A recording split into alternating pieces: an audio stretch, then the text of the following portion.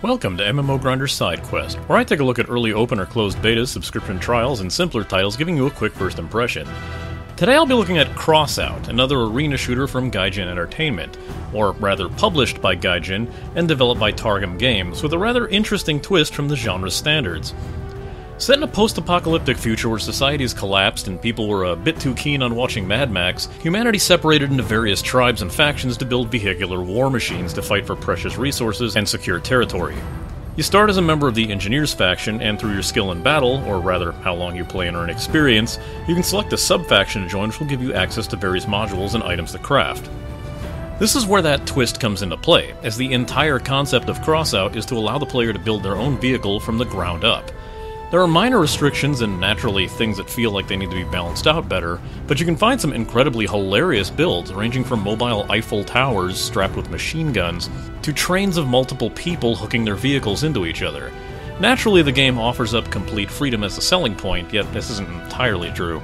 Limitations usually come in the form of faction levels, not unlocking higher item caps to make more complex builds, or, for the obvious problem, not having enough scrap or weapons to make anything.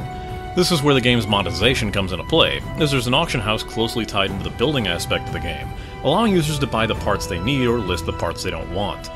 If you want to skip the grind altogether, you can obviously drop some cash and get yourself kitted out very quickly, yet the prices are usually dictated by the player base, so some of it can be pretty expensive. Exceptions to this are the various starter packs and bundles that the developer have offered, which, given what comes with the bundles and the extra cash you can use on the auction house, they're pretty good value. So with so much emphasis on building your own Road Warrior death machine, what could the gameplay possibly be like?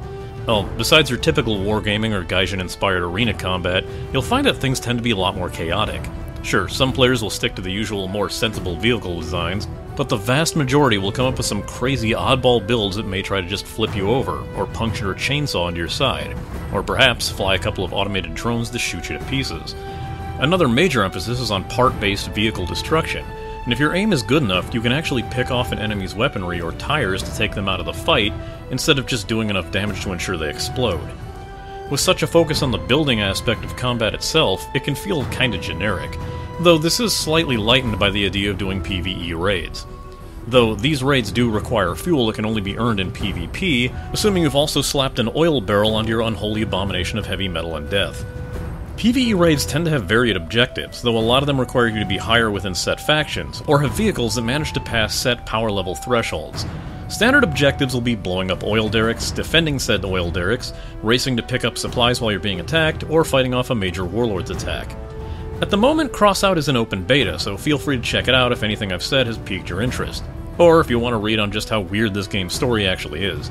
According to the developers, the game will be launching fully and will be coming to Steam sometime in Q3 of 2017. We might have a lot of episodes already slated for this year, but let us know in the comments if you'd like to see this game get a full look when it's had time to simmer. This has been an MMO Grinder Sidequest, and it's time I logged out.